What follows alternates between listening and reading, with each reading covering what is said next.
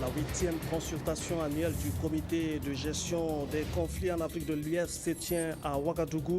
Elle se propose de renforcer la coopération sud-sud en matière de prévention et de gestion des catastrophes naturelles. Al-Sisi remporte l'élection en Égypte avec 97% des suffrages.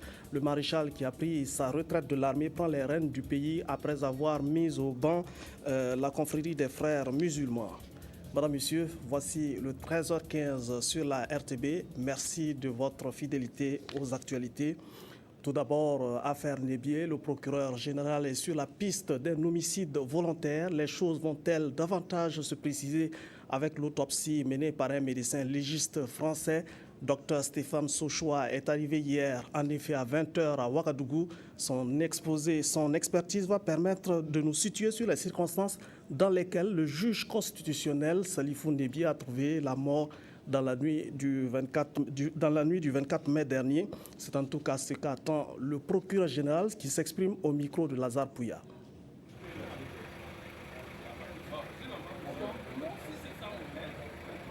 Comme préalablement annoncé, nous avions dit qu'on avait sollicité les compétences des médecins légistes français. Alors on est là ce soir à l'aéroport pour l'accueillir et voilà, il va travailler un peu sur le corps, pratiquer une autopsie à ciel ouvert comme on dit, ça veut dire rechercher des preuves qui pourraient nous intéresser dans le cadre de l'enquête sur le corps du président Salifou Nébier. Est-ce à dire qu'au niveau du Burkina, on n'a pas une compétence nécessaire pour faire ce travail? Non, pas du tout. On a les compétences nécessaires au Burkina. Je pense que vous aviez suivi aussi les péripéties qui nous ont amenés à ne pas pouvoir pratiquer cette autopsie depuis le début de l'enquête. Mais voilà, nous avons tenu à surmonter ces difficultés-là. Et ce soir, nous sommes en train d'accueillir le médecin légiste français qui va, sans désemparer, s'acquitter de sa mission. Alors, il est là pour pratiquer une autopsie, pour nous aider à rassembler des preuves, pour savoir ce qui est arrivé au président Nébier dans la nuit du samedi 24 mai 2014. Et concrètement, combien de temps il va faire ici et à quel moment il va remettre son rapport au ministère de la Justice? Non, incessamment, il n'est pas venu. Il est venu juste pour pratiquer un acte médical, l'autopsie, et immédiatement après, il tiendra à notre disposition. Nous n'avons pas encore discuté, il vient d'arriver, nous n'avons pas encore discuté du délai, mais en général, c'est des missions terminées. Voilà. Sungalo Apollinaire Ouattara reçoit un message de son homologue malien porté par le vice-président de l'Assemblée nationale du Mali qui était à la tête d'une délégation de parlementaires maliens. Des précisions du contenu de ce message dans ce reportage de Sylvain Vebamba. Je suis porteur d'un message du président de l'Assemblée nationale du Mali. Le contenu, je ne connais pas, mais je me suis entretenu avec lui alors, sur la récente crise survenue au Mali. Entre nous et le Faso, le Burkina, c'est un seul pays. L'Union africaine et la CEDEAO cherchent à renforcer la coopération sud-sud en matière de prévention et de gestion des catastrophes naturelles. C'est l'objet justement de la 8e consultation en Afrique des catastrophes naturelles qui s'est ouverte ce matin à Ouagadougou. Reportage de Lazare Pouya. Voici un exemple de catastrophe naturelle qu'a connu le Burkina Faso le 1er septembre 2009 dû au changement climatique.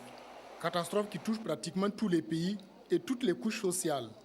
Pour mieux gérer ces catastrophes, la concertation s'impose. Et ces deux cadres de concertation, l'une sur la 8e consultation régionale annuelle des catastrophes en Afrique de l'Ouest et l'autre sur la réunion des responsables de la gestion des catastrophes de l'Union africaine, auront à réfléchir sur les manières de renforcer la préparation et la réponse aux crises humanitaires causées par les catastrophes. La rencontre de Ouagadougou se propose également de renforcer la capacité de la CEDEAO et de l'Union africaine dans l'action humanitaire et la réponse aux besoins des populations vulnérables en cas de catastrophe. Pour le directeur des affaires humanitaires et sociales de la CEDEAO, Dr Daniel Eklou, cette consultation annuelle est d'une grande importance en ce sens qu'elle constitue un cadre de partage d'informations et de bonnes pratiques, de propositions et de coordination en vue de la mise en œuvre de la politique humanitaire de son institution. La Fédération internationale de la Croix-Rouge co-organisatrice de la présente rencontre, tout en reconnaissant que la région est soumise à des crises humanitaires et politiques, invite les différents acteurs à s'organiser dans l'action contre les catastrophes. Les sécheresses et les inondations provoquent de façon cyclique d'importants dégâts matériels et humains. C'est pourquoi le système des Nations Unies salue la tenue de cet atelier qui permettra de réfléchir de manière approfondie sur une gestion commune de ces catastrophes. En guise d'introduction aux travaux de cette rencontre, le ministre de l'Action sociale et de la solidarité nationale, Alain Zobga, a souligné qu'il est impératif pour les pays de la sous-région, voire du continent, de considérer la préparation, la réduction et la réponse comme une approche globale et intégrée, prenant en compte les dimensions transfrontalières. Les conclusions de cette rencontre de 4 jours seront présentées au sommet humanitaire mondial prévu pour se tenir à Abidjan en Côte d'Ivoire le 19 juin prochain. On fait l'évaluation de l'état actuel de la gestion de l'eau et des changements climatiques dans le bassin de la Volta. Il s'agit par cet exercice de voir le cadre de la mise en œuvre du programme Eau et Climat Développement qui vise à mettre en relief les besoins d'investissement pour intégrer sécurité en eau et résilience climatique. Reportage signé de Bachirou Yumanga Doussa et Abdul Rasmane Zongo. Le bassin transfrontalier du fleuve Volta est la principale source d'eau alimentant une population de 24 millions de personnes vivant entre le Bénin, le Burkina Faso, la Côte d'Ivoire, le Ghana, le Mali et le Togo. Et selon les projections, cette population pourrait atteindre 34 millions d'habitants d'ici 2015. Au regard des pressions exercées par cette population à travers ses activités agro-silvopastorales, des mesures idoines doivent être entreprises pour préserver cette ressource vitale. C'est dans cette optique que l'autorité du bassin de la Volta et ses partenaires ont initié le présent atelier. Une des études qui doit être validée au cours de cet atelier, c'est les principes directeurs au niveau du programme de développement durable au niveau de l'ABV, et à l'autre étude qui concerne l'état des lieux de la gestion de l'eau et les changements climatiques dans l'espace de l'autorité. C'est-à-dire tous ces différents 6 pays de l'autorité, on va passer en peigne fin le mode de gestion de l'eau dans ces différents pays-là, afin que, vous savez que la ressource eau peut être une ressource qui est partagée par plusieurs pays, et il faut donc des principes et des principes directeurs et des règles de conduite pour cette gestion-là. Donc il est question de parler de cela, et les études vont être validées au cours de cet atelier.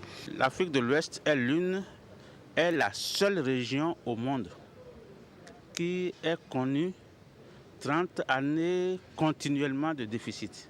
Dans les années de 70, à partir de 70, la situation est en train de s'améliorer, mais cette situation a laissé beaucoup de dégâts sur le domaine de nos ressources hydriques. Il est important que nous en prenions conscience. Cet atelier qui a réuni les délégués des 6 pays concernés et les différents partenaires permettra à l'autorité du bassin de la Volta de déboucher sur des mesures concrètes à mettre en œuvre pour sauvegarder cette ressource. L'Union des professionnels du textile valorise le Faso d'Anfani par un défilé de mode. L'élégance du pagne made in Burkina a été mise en exergue sous toutes ses coutures. Bachirou Yumanga Doussa et Adama Koulibaly nous présentent. Le Faso d'Anfani magnifié dans toute sa splendeur.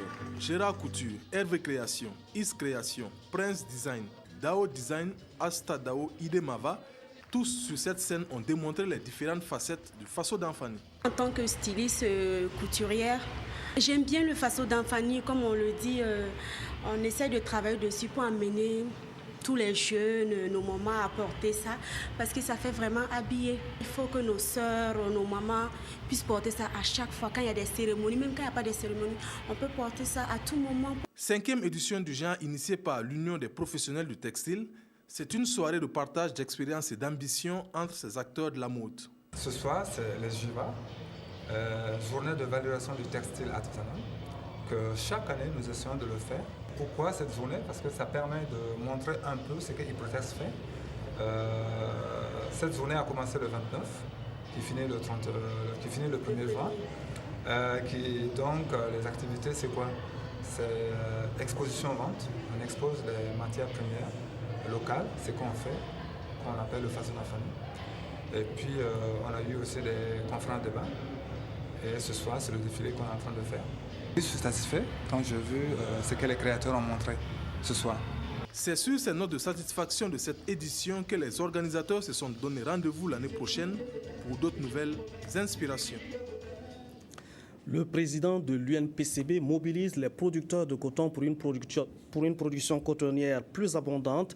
Monsieur Karim Traoré était en tournée dans le centre-ouest du pays. Il a donné des informations sur la filière et sur les prix qui sont fixés pour l'achat du coton. Reportage Bouma Ernest Nebié. Accueilli dans une ambiance bon enfant à Sapoui, chef-lieu de la province, le président de l'UNPCB, Karim Traoré, a échangé longuement avec les producteurs de l'or blanc dans cette partie du Burkina. Une rencontre d'échange qui lui a permis de donner des informations justes sur la filière coton et de s'imprégner des difficultés qui vivent les producteurs. Vous savez que la campagne précédente, le prix du coton était fixé à 235 francs. Cette année, nous avons eu 10 francs de moins par rapport à la campagne défensière.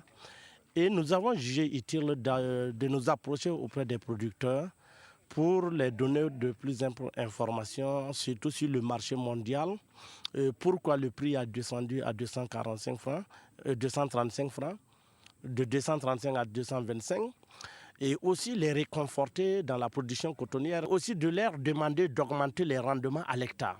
Ça peut jouer énormément sur les recettes qu'ils peuvent avoir. Nous sommes contents de la visite du président. Sa visite nous a permis de comprendre beaucoup de choses concernant la production du coton. Nous le remercions infiniment et nous lui souhaitons longue vie. Les producteurs ont saisi l'opportunité pour poser un certain nombre de doléances. Des préoccupations qui sont les mêmes que celles des producteurs des autres localités de la région déjà rencontrées. Les doléances que nous avons enregistrées, c'est que toujours les producteurs ont besoin de formation.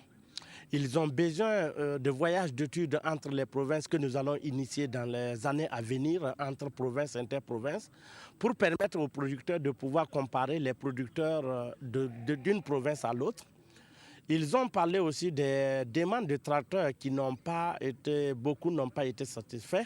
C'est une des doléances dont nous allons voir les plus hautes autorités de ce pays. Et aussi, ils ont besoin de l'alphabétisation et d'information.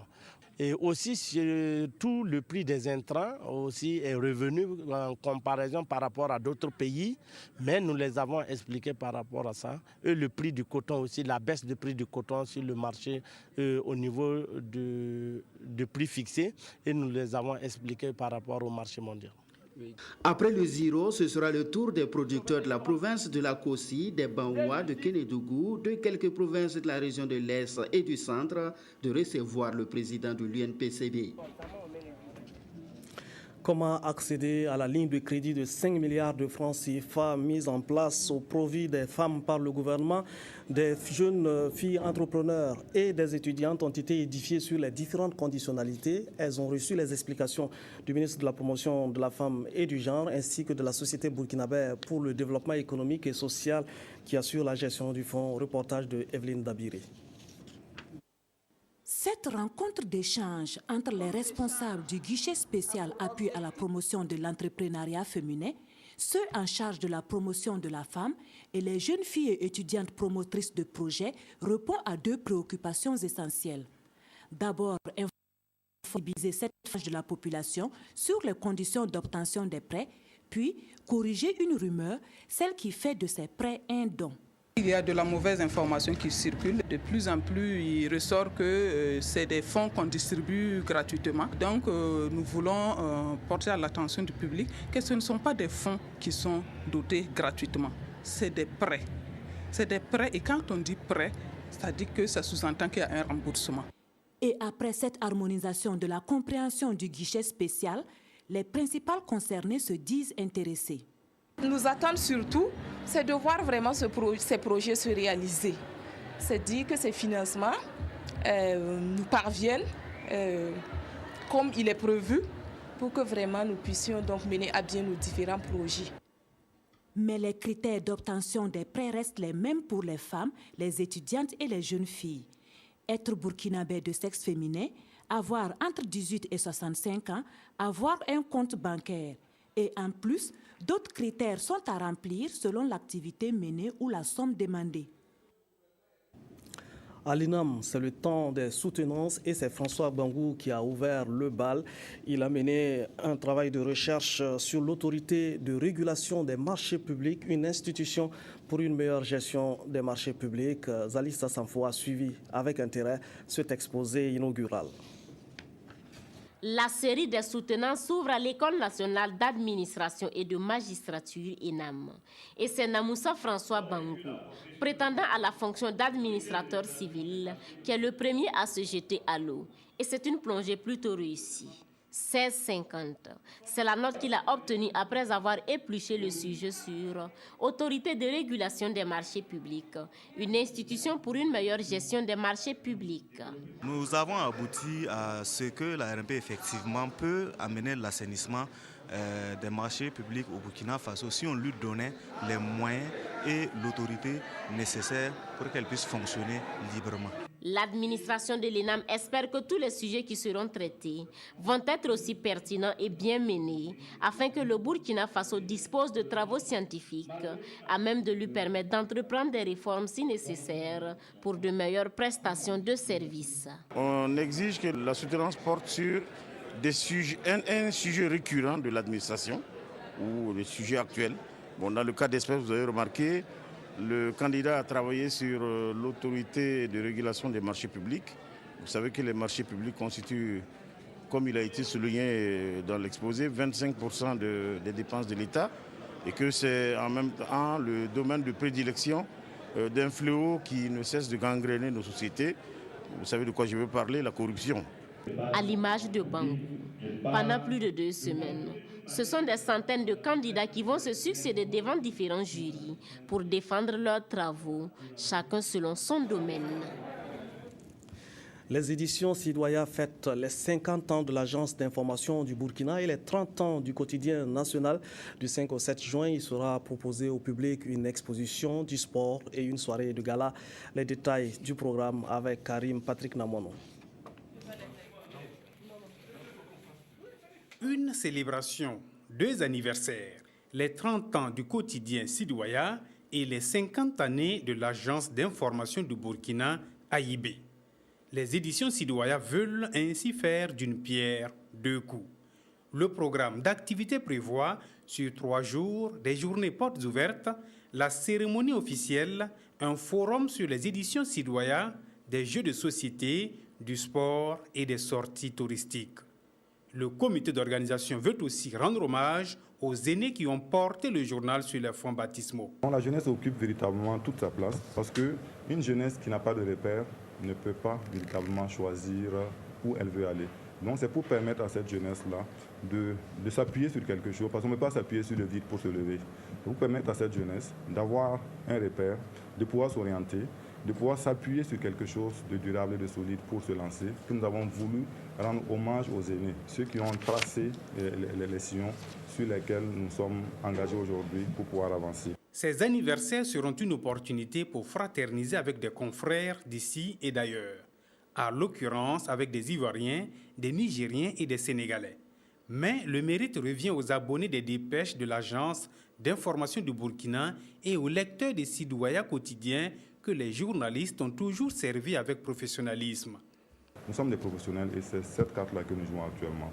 Et je dois dire que sur le terrain du professionnalisme, Sidoya n'a pas de leçons à recevoir de qui que ce soit. Sidoya sait ce qu'il fait, Sidoya sait où il va. Et si vous revisitez un peu les derniers palmarès des Galiens, vous saurez que Sidoya n'est pas le dernier dans la place. Les 5, 6 et 7 juin prochains, la fête sera belle aux éditions Sidoya, à en croire le comité d'organisation. Seuls les participants pourront le confirmer.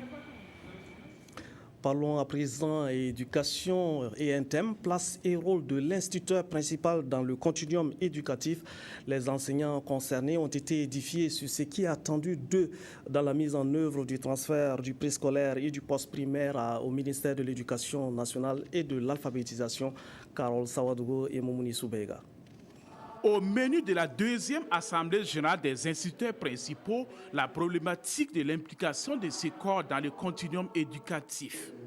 C'est une initiative de la Coordination nationale des instituteurs principaux du Burkina qui entend jouer pleinement son rôle dans la mise en œuvre de cette réforme qui consacre le transfert du préscolaire et du post-primaire au ministère de l'Éducation nationale et de l'alphabétisation. Comme vous l'avez appris depuis un certain temps, il y a une réforme au niveau de l'enseignement et surtout au niveau de l'enseignement primaire qui consiste à un transfert du post-primaire et une partie du secondaire au primaire.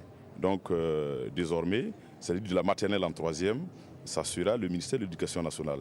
Donc c'est un changement important et c'est une première. Donc il faut que tous les acteurs soient sérieusement imprégnés et je pense que c'est pour ça que nous aussi à notre niveau, en tant que mouvement associatif, en tant que force de proposition, en tant que partenaire social du ministère, nous voulons déjà outiller nos membres, tout en sachant que le ministère a déjà fait beaucoup de choses dans ce cadre, mais nous aussi nous voulons les former afin qu'ils puissent être des relais auprès de ceux qui encadrent. De l'avis du parrain, le secrétaire exécutif du cadre de concertation des ONG et associations actives en éducation de base, c'est une initiative à saluer. Je dirais qu'elle est pertinente, étant donné aussi que le sujet est un sujet d'actualité.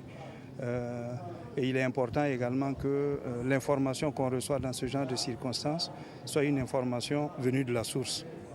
Alors c'est pour ça qu'il faut saluer l'initiative d'avoir convié le ministère à faire une communication et avoir saisi l'opportunité d'une instance statutaire qui connaît la participation du plus grand nombre. Au total, 134 instituteurs principaux des 13 régions ont pris part à cette deuxième Assemblée générale ordinaire. Une Assemblée générale qui a également permis de faire le bilan de l'année écoulée. Toulfé, dans la commune de Titao, a désormais son collège. C'est un don de la société minière B de Gold. Les images de la remise officielle des clés vous sont commentées par Draman So. Un vœu de la population de Toulfé dans la commune de Titao vient de se réaliser. La société minière B2Gold, par cette coupure de ruban, offre un collège d'enseignement général à cette localité. C'est un bâtiment de 4 classes d'une valeur de 20 millions de francs CFA. Cette cérémonie marque la remise officielle de l'infrastructure scolaire aux autorités locales. C'est une très grande solution parce que déjà ça va nous permettre de garder les enfants sur place. Ça va réduire les distances et en plus de cela, les filles qui avaient vraiment des problèmes de grossesse non désirée parce qu'elles sont dans des maisons abandonnées à elles-mêmes. Donc tout ça, ça sera résolu par cette infrastructure. Le ministre en charge des mines et celui de l'enseignement secondaire, parrain de la cérémonie, ont à travers leurs représentants invité les élèves à prendre soin de cette maison du savoir. Cet événement a aussi été une occasion de célébrer l'excellence à l'école. Les meilleurs élèves ont reçu des kits scolaires et des vélos. Nous utilisons des intellectuels comme des géologues qui travaillent sur le terrain. Ces géologues sont sortis aussi de certaines écoles.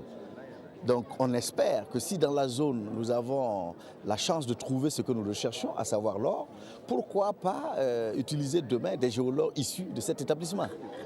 Donc il faudrait que nous formions ces différentes populations qui travaillent avec nous. Les enseignants et les parents d'élèves ont aussi saisi l'opportunité pour transmettre leurs doléances aux autorités locales. Bon, vraiment, en tout cas, je suis très content d'avoir un CG chez nous tout le fait. Les difficultés sont le manque de table-banc, le bureau du directeur. Avec équipement, les forages. Le CEG de Toulfé est le fruit d'une collaboration réussie entre l'entreprise minière B2Gold et les populations locales au service du développement. Hors de chez nous, le général Abdel Fattah al-Sisi est élu président de la République islamique d'Égypte avec un score de 96,9%. Les résultats ont été proclamés hier par la Commission électorale nationale. Voilà, c'est la fin de cette édition. Merci de nous avoir suivis. Excellent après-midi.